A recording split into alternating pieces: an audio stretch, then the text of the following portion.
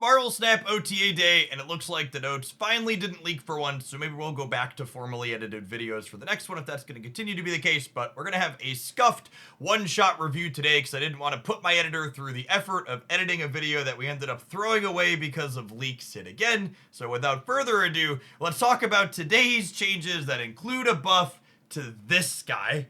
I It's no secret to the regulars here that I despise Galactus. I think his gameplay is really frustrating, and I think buffing this card in the current metagame we have now feels incredibly tone deaf. I think myself and a lot of people are very frustrated with the state of Hela, and even if this change to Galactus ends up not being great in the long term, the short term implications of this buff is that there's going to be way more people playing this card. This has two big repercussions. The first is that one, more Clutter decks are going to be being played. Clutter is already one of the best answers to Hela, and Galactus still needs to be alone in addition to winning his lane. So in addition to there being more Galactus in the metagame, there's also going to be more Clog. So it's a rise in two decks that often tend to not be great to play against. The second is that if you're not playing Clog, you're going to get Galactus in a bunch of your games, which you can at least compete on power with now, even though that's a little bit more difficult with his buff. Past the Galactus buff, going hand in hand with him is a 1 point increase to Symbiote Spider-Man, going up to a 4/7. This means if you are not playing a Clog deck, or a deck that can put big stats into play, you're going to have a hard time because they can Symbiote Spider-Man a lane and then Galactus into it. So you're going to need 13 plus points of power if you can't clog your opponent's side of the board to stop Symbiote Spider-Man plus Galactus blowing you away. And that's even before you get into consideration for other things like Forge or Namora or others that can make these cards better. Speaking of Hela, the next change is one that is interesting because it's not a strict downgrade, it's a side grade. Hela is being increased from a 6/6 to a 6/7, but her text box is going to now give her reanimated things -3. So her base stat line is better, but the thing she's reanimating is smaller. While obviously -3 versus -2 is not nothing, it is worth acknowledging the reality that all of the most successful and popular Hela decks are playing Luke Cage. Taking her knob and turning it from 2 to 3 or even 4 or 5 is essentially just making it so this is more of a 3-card combo, i.e. discard or Hela plus Cage, more than anything else. While you do have windows to interface with Luke Cage, things like Red Guardian and Enchantress and others, there's also a lot of games where Luke Cage is one of the cards coming back with Hela, and thanks to Hellcow's activate ability, you're often not going to know that Luke Cage is coming back or not, so you can't even really factor that in to the calculations that you're doing. There's a non-zero chance that enough people will view this as a nerf, or maybe they'll move on to Galactus as being the other thing that perhaps her play rate is going to go down. But at a glance, I'm very skeptical that this is a meaningful change to Hela in terms of her overall power level, due to both Luke Cage being a factor and her getting an extra point of power out of the mix. Our next couple of buffs in this OTA are the kind of sprinkling of extra points to cards that are underperforming, and I think all of these changes are good, but I also don't know that they really move the needle a ton on these cards. Kraven is the first one I wanted to talk about because I think he's most likely to be relevant from this. Kraven, with even a single movement into his path, will now get up to a 2/5, or 2 movements gets him up to a 2/7, which is pretty solid. It is worth noting that the change to movement cards like Jeff and Nocturne and others, where they happen first, is still a pretty big net negative for this card, so it's worse than before that change, but it's definitely strictly better than it was before.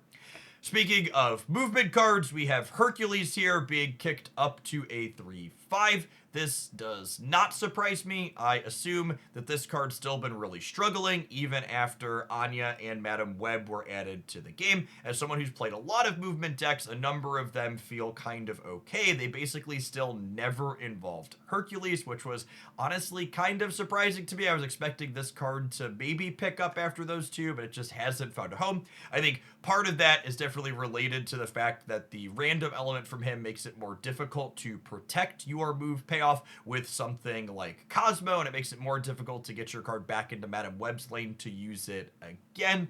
I'll be curious to see if this one moves the needle, but I also wouldn't be super surprised if it doesn't. Speaking of things that are getting a point, we have Negasonic Teenage Warhead going from a 3-2 up to a 3-3. Again, strictly better than before, but with there being more incentive with the Galactus change to play Clutter than before, you know, there's going to be a lot of White Widows and Kate Bishop arrows and even Hood bodies that don't mind getting thrown into the Teenage Warhead's path. That's just going to make her kind of clunky. I think overall, her best use case scenario is probably still with cards like Daredevil or on turn 6 when you have priority, so your opponent doesn't know that her effect is coming. You get to use her with good precision, but again, I don't know that I expect this to be a meaningful card that you want to reach for in the Clog metagame. Up next, another free point, but kind of two if we squint, is coming to Black Panther. Immediate thoughts are we now have a 20-point Black Panther when you go Panther into Zola in 2 lanes, which is, you know, 4 points bigger than the 16-point power that we had before. I think getting 40 stats out of your 5+6 is a pretty big step up from getting 32 overall, so I could see kind of Panther Zola top end being meaningful. It is worth noting that this does make the card worse inside of Mr. Negative, which is a place that he has found a home in the past, but overall, I think this is a solid upgrade for a card that had been largely left by the wayside. I'm happy to see these points get added.